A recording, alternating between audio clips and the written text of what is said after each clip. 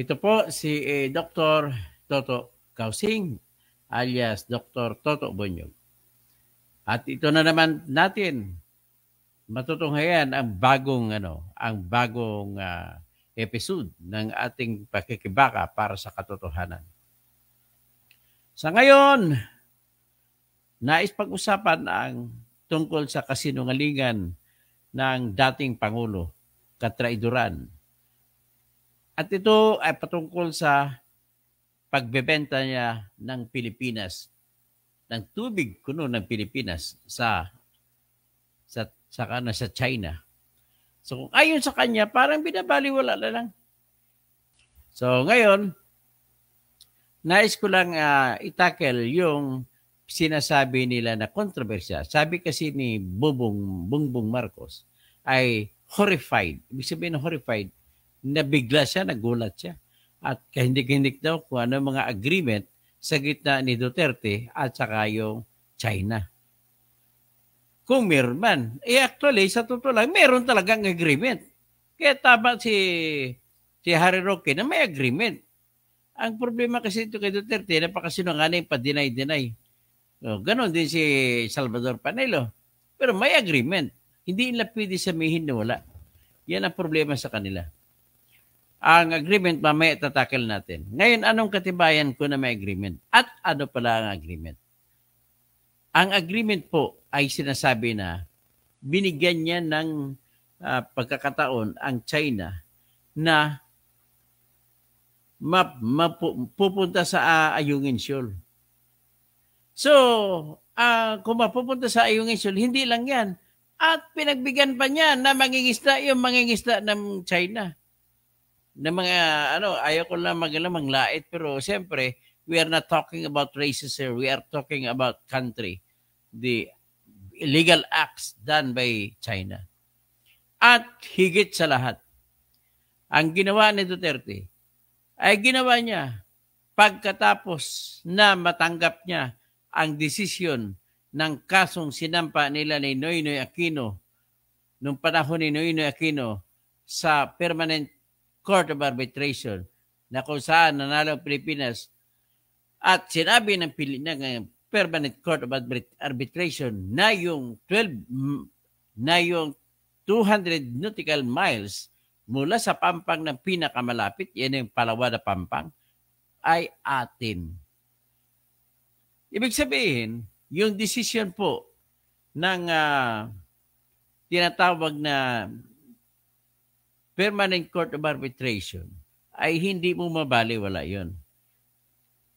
Ang problema dito sa kay Duterte, piniplay down nila yung panalo na parang wala.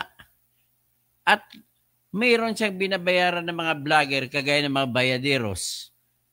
Kagaya yung sila ni Bayadbay. Si Coach Oli daw. Si tinatawag na si Boss Dada. At yung problema, pinapalabas nila na marangal ang ginawa nila. Pinapalabas nila na kagaya kay Harry Roque, binibigyan nila ng katwiran na kung hindi itinulak o hindi pumayag si Duterte sa ganong tinatag na quote-unquote gentleman's agreement, ay baka daw ay lusubin na tayo, baka marami ng Pilipinong namatay. Akala ko ba ang kanta ka, sa manlulupig, di ka pa sisiil. Ay, para may kapitbahay ka. Ang kapitbahay mo ay lumampas sa bakod mo. At dahil ang kapitbahay mo ay bully, lahat ay mamamatay tao, pumasok sa bahay mo, kinuha ang mga bunga ng mangga mo, bunga mga prutas mo, titingin ka lang? O di kaya, pinasok ka, kinuha ang kabahagi ng lupa mo at tinaniman niya na kung ano-ano at binakuran niya ng kapitbahay mo. Payag ka ba dahil matapang pamamatay tao yung kapitbahay mo? Hindi ka ba magrereklamo? Kung hindi mo kaya, tawag ka ng pulis. Di ba? Gano'n naman yan eh. So, ibig sabihin, ang logic ni Duterte, akala ko ba matapang ka? Ang logic mo ay hindi ka na kumukontra sa gusto ng China sapagkat ang sabi mo ay kulang tayo ng persa at ayaw mo ilagay ang mga Pilipino na mamatay sa kalabanan. Sinungaling ka talaga, Duterte. Traidor pa. So ngayon, paano mo sabihin na walang agreement? Ang gentleman's agreement po, tinatawag na gentleman's agreement kasi po hindi nakasulat. Kabubo naman ito. Tapos i-deny mo si Harry Roque na walang agreement. Eh talaga namang wala nakasulat na agreement. Pero may kasunduan. Tama naman si Harry Roque kasi ang sinabi ni Harry Roque na status quo daw na hindi magdadala ng pagkain, hindi magdadala ng mga construction materials ang Pilipinas papunta sa BRP Sierra Madre doon sa Ayungin Shoal. At siyempre, noong panahon pa ng 2016 na yan, ay binalaan na ni Leila de Lima, na senador pa si Leila de Lima noon, na mga mangingisda ng China ay pinapasok niya doon. So ano bang meron dyan, Duterte? Bakit ka pumayag? Tandaan mo, bago ka pumasok nung July 1, 2016, si Noynoy pa ang presidente. Ni minsan sa panahon ni Noynoy ay walang nangyari na gano'n na pinapayagan niya yung mga Coast Guard na barko ng China na mangharang, mambumba ng tubig. Kailan ba nangyari yan? Ngayon lang sa panahon ni BBM. At bakit? Sisihin ba natin si BBM? Ha? Kung sisihin natin si BBM, hindi natin siya masisisi. Bakit? Kasi yung mga pambumomba ay nangyari lamang dahil sa agreement na kasuklam-suklam. Tingnan mo sa panahon ni Noynoy, ano ba nangyari? Ano ba ginawa ng China? Di ba wala? Kung meron mo silang pinatayo, sa dahilan sa panahon ni Gloria Macapagal Arroyo, ay nagpatayo sila ng mga isla. Ang napakabuisit pa dyan, ay pinayagan ni Gloria na mangyari yan na saan pa kumuha pa ng lupa sa Zambales. Ang kagago man itong Ibdani naman ito, gobyerno sa noon, siya pa nagbenta ng bundok. Buong bundok na Zambales, tinapyas at dinala doon sa West Philippine Sea at gumawa ng military base ang China. So ano ngayon? Ang katibayan na atin yun. Ang unang katibayan na atin yun, ang lupa ay galing sa Zambales. Ang Zambales ay pag-ari ng Pilipinas. Ito, kung magsama-sama itong mga ugok na to, talagang kailangan sa totoo lang, tuldukan na natin yung mga ganito mga opisyal.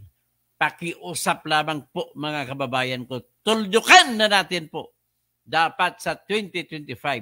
Huwag na kayo bumuto ng mga datihan. Iboto ang lahat ng bago para sigurado magbabago ang Pilipinas.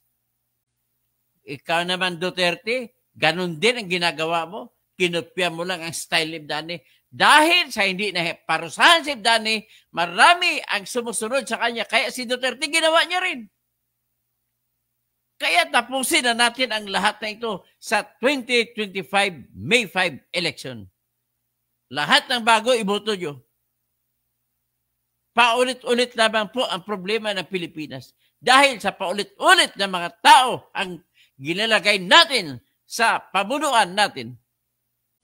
Kaya, kababayan, marami sa ating pamahalaan yung mga ugaling Duterte.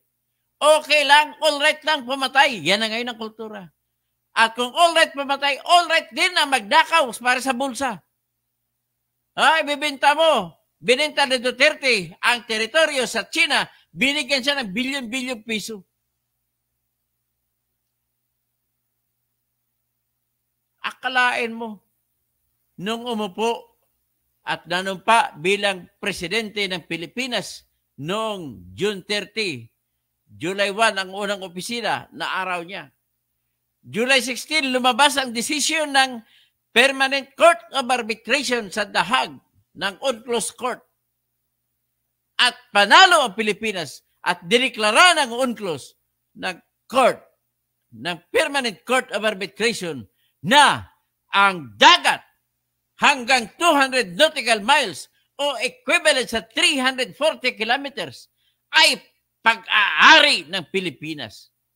At tahasang diniklara ng UNCLOS Tribunal na walang basihan ang sinasabi ng China na sila ang may-ari ng halos lahat ng parte ng dagat sa West Philippine Sea dahil daw sa kanilang history, lalo na sa panahon ng Qing Dynasty.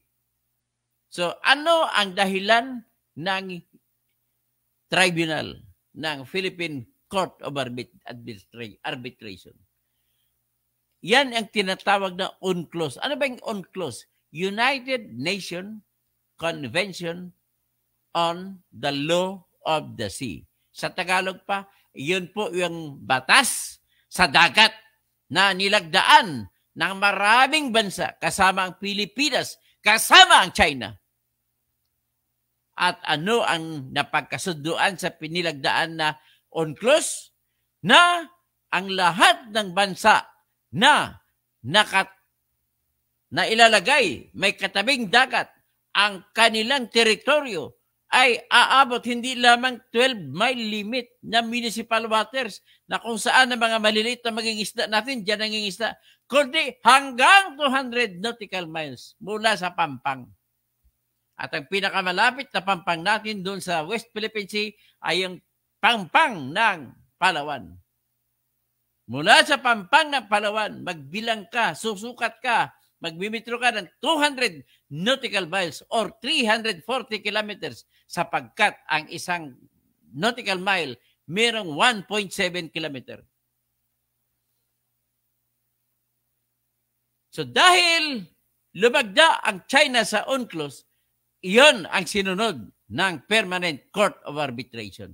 At diniklara ng Permanent Court of Arbitration na hindi pwede babasihan ng kahit sinong bansa ang tinatawag na kasaysayan o history. Biro mo, sasabihin nila sa panahon ng Qing Dynasty, Pilipinas ang may-ari. So, ladies and gentlemen, napakasinungaling na Duterte, napakaganid, napakatraidor. Wala siyang pinag-iba kay Ibdani, Hermogenes Ibdani, na gobernador ng Zambales. Ito po, bakit ko sasabihin ng katibayan binibenta? Si Duterte mahilig tumanggi. Noong nagpaliwanag siya sa kanyang press conference, ang tawag niya ay status quo. Tawagin mo mag-status quo yan, ulol ka. Bakit? Anong ibig sabihin ng status quo mo? Hinahayaan mo status quo na pupunta roon ang mga barko ng China at ang mga mangingisda ng mga China ay pupunta roon. Status quo ba yan? Sa panahon ni Noynoy, wala pa yan. Tandaan mo. Kaya hindi mo pwede matawag na status quo ang mga pagbabago. Kung status quo yan, dapat sinunod mo kung ano nangyayari sa panahon ni Noynoy Aquino na siyang presidente. Status quo ba yan na binabawalan kayo magdala ng construction materials para kumpunihin ang BRP Sierra Madre na nakasadsad doon sa Ayungin Shoal? Status quo ba yan? Sabihin na natin, tama si Harry Roque kasi mayroong tinatawag na gentleman's agreement. Tapos dinay-deny nyo na walang agreement. Ang katotohanan, mayroong kasunduan. Kasunduan na tawag mo magiging status quo. Ngayon, kung wala talagang agreement, bakit iba ang sinasabi ng Ministry of Foreign Affairs ng China? Sila mismo nagsasabi kung anong agreement at nangako pa raw kayo, mga putsang. Si Gloriata na nangako to eh. Nangako pa raw na tatanggalin ang barko na BRP Sierra Madre sa Ayungin Shoal. Kabastos talaga sa inyo. Alam ko, pera lang katapat yan. Binigyan lang kayo ng China ng pera. Yan, sinabi, ito yung sinabi, basahin kong sinabi ng Minister of Foreign Affairs ng China. Ito'y kanilang statement na nanggaling sa embassy ng China dito. Basahin natin. So, question. On April 10, President Marcos said he was horrified by the idea that we have compromised through a secret agreement the territory, sovereignty, and sovereign rights of the Philippines. On the 11th, former President Duterte told reporters that there was a verbal agreement on the management of Ranay Jao. Ang Ranay Jao, yun ang Ayungin Shoal sa atin. Situation, Ranay Jao situation, where the two sides agreed. Two sides, ibig sabihin two sides, China at Philippines. So where China and Philippines agreed on keeping it as is, where is. So yes, sabing status ko daw, as is, where is. And that the Philippines cannot bring in materials to repair and improve so that there will be no conflict. That the agreement is binding but not much of an exchange of control over the South China Sea, and that this government has not conceded anything to China. May this embassy make it clear, has there been a gentleman's agreement between the Duterte administration and China on the Ayungin Shoal issue? Has there been any renewed internal understanding between the current Philippine administration and the Chinese side of this issue? Yan ang tanong sa Minister of Foreign Affairs in China. Ang sagot, sabi niya, China's position on the Ranay Jao, ang Ranay Jao Ayungin Shoal issue is consistent and clear. Consistent daw sila. Ranay Jao is part of China's Nansha Qingdao. China has indisputable sovereignty over Nansha Qingdao, including Ranay Jao and the adjacent waters. Dinugtong pa ng Minister ng Foreign Affairs ng China. In May 1999, the Philippines grounded BRP Sierra Madre. Sabi sabihin, sa panahon ni Irap, ay pinasadsad nila doon ang barkong BRP Sierra Madre. Na later on, nalaman natin, ito yung taktika ng utak na si Secretary Orlando Mercado. The Chinese side immediately, sabi niya, nung nakasadsad ang barko doon, sabi niya, the Chinese side immediately lodged serious demarques. Nagreklamo kagad ang China. Tapos hiningi nila sa Pilipinas na alisin ang barko na yan. Kaagad-agad. Sabi niya, nangako daw ng paulit-ulit ang Pilipinas sa panahon nun, kay Irap, kasunod din si Gloria. So, nangako daw ang Pilipinas paulit-ulit na alisin ang barko sa lalong madaling panahon. Pero hanggang ngayon daw na nagbablog tayo ay hindi pa rin inalis. So, pinapalabas nila na hindi sumusunod sa pangako ang Pilipinas. Sabi niya, by illegally grounding the warship at Ranay Jao, the Philippines violates China's sovereignty and the declaration on the conduct of parties in the South China Sea, especially its Article 5 on refraining from action of inhabiting on the presently uninhabited islands, reefs, shoals, cays, and other features. China demands that the Philippines fulfill the promises and tawawi BRP Sierra Madre at an early date. Kabubo naman talaga mga China na to. Sila daw may-ari. Anak ng weteng. Sabi pa nila, over the past 25 years, out of humanitarian consideration, China made special provisional arrangements for Philippine vessels, sending living necessities like food and water to the illegally grounded warship. But we resolutely oppose the Philippines sending large amount of construction materials, and we will never accept the Philippines conducting large-scale repair and reinforcement of the warship in order to build permanent structures to permanently occupy Ranay Jao illegally. kung totoo yung kwento niya, mula 1999 pa raw, nagpapadala ng construction materials. Eh bakit luma pa rin hanggang ngayon? So walang katibayan na nagdadala Pilipinas ng construction materials. Loko-loko talaga itong China, mga inchik na to. O ito pa, Dr. na salita ng Minister of Foreign Affairs ng China. In order to manage the Rin Ai-Jiao situation, during the Duterte administration, China and the Philippines reached a gentleman's agreement. So in other words, totoo, tama si Harry Roque, which had effectively helped maintain the overall peace and stability at Rin Ai-Jiao. In the beginning of the current Philippine administration, totoo ko si kay Marcos, the said agreement was still followed in handling the resupply mission of Rin Ai-Jiao. But since February 2023, the Philippine side has ceased to abide by the agreement, categorically denied its existence, and keep stirring up trouble to provoke incidents. This is the reason behind the consistent volatility in Rin Ai-Jiao in the past year. Nevertheless, China still maintains communication with the Philippines at all levels, trying to find ways to effectively manage the Rin Ai-Jiao situation. Last September, the Chinese side invited the special envoy of the president to China for special concerns to China to discuss how to properly manage the situation at Rin Ai-Jiao. Earlier this year, the Chinese side and the Philippine side agreed on a new mode on the management of Rin Ai-Jiao situation after rounds of negotiations.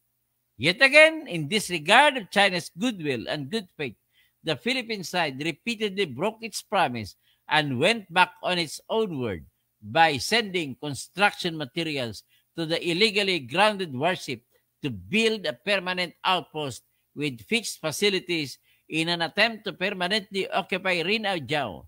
The Chinese side has no choice but to take all necessary measures to safeguard its own sovereignty and territorial integrity. We would like to once again urge the Philippines to honor its promises and consensus reached, stop provocations, and return to the right track of dialogue and consultation.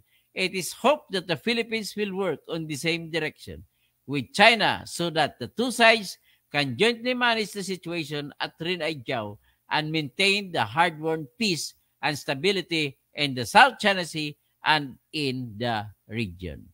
So yan po ang nakita nyo na agreement ko, no? Gentleman's agreement na sinasabi ng China na mayroon talagang gentleman's agreement. Pero kabastusan lahat ang ginawa ni Duterte. So, isipain na po Duterte sa mga eleksyon dyan sa Davao. Mga Davao nun, mga Davawinyo, sipain nyo na lahat ng Duterte dyan sa Davao.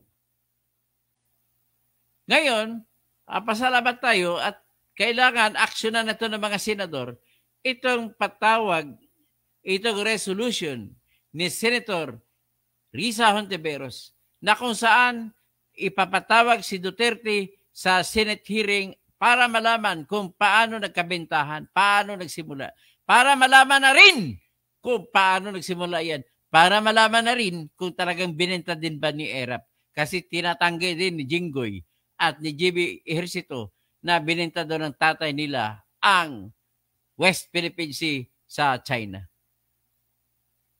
Pwede mangyari sa panahon pa ni Gloria ay binigay niyan. Nga problema ko lang sa Senado ngayon, Jose Miguel Zubiri, bakit wala pang aksyon yan hanggang ngayon? Takot ka ba na ipatawag si Duterte sa Senado?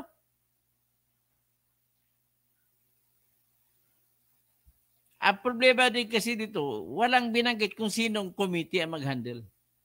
Pero nirekomenda ko, hinihimo ko si Senator Risa Hontiveros na ipatawag mo si Duterte sa hearing mo sa kaso ni Kibuloy.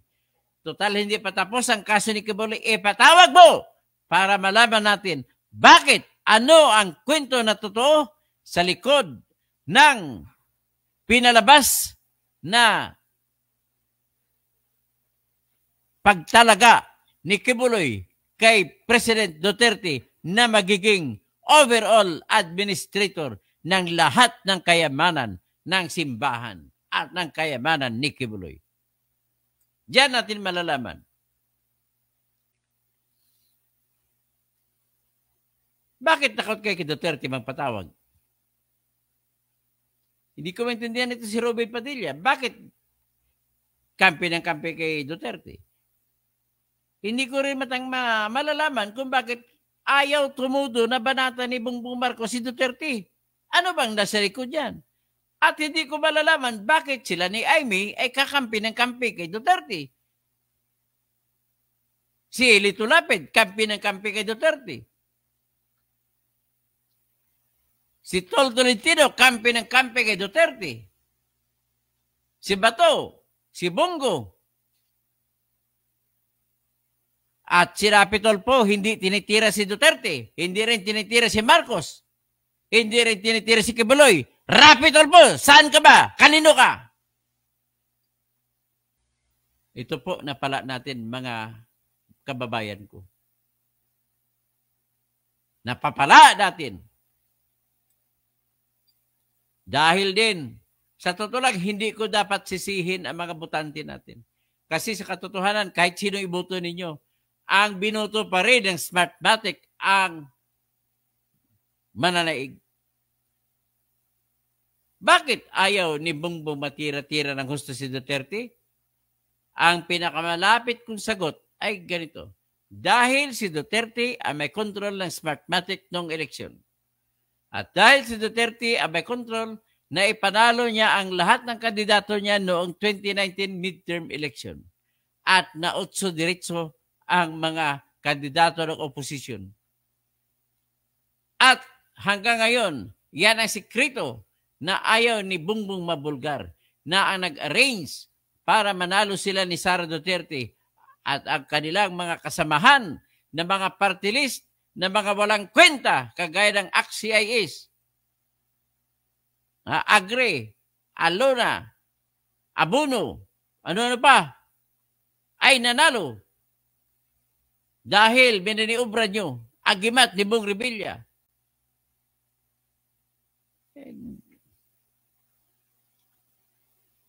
Ibig sabihin, yan lamang po ang nakita ko dahilan kung bakit hindi matira-tira ni Marcos ng todo si Duterte. So anyway, yan lamang po ang makita ninyo na ubod, ano tawag niya, pinakalaman ng gentleman's agreement. So, kaya ba natin to? Yes, kaya natin to. Araw-arawin natin, kaya natin to. Tanggalin natin silang lahat sa May 5, 2025 elections. Kaya natin to. Bawiin natin ang atin. Kaya natin to, mananalo tayo at palitan natin ang lahat ng mga opisyal natin ngayon mula senador hanggang pababa, palitan natin ang lahat ng bago para makasiguro ng pagbabago. Ganun lamang po. Masabi ko bago tayo palis ay ano na lang tayo, ha? Sabihin natin, kakantahin natin sa Tagalog, ito lagi ng ending ko. Ang mamatay ng dahil sa'yo, bunyog pagkakaisa.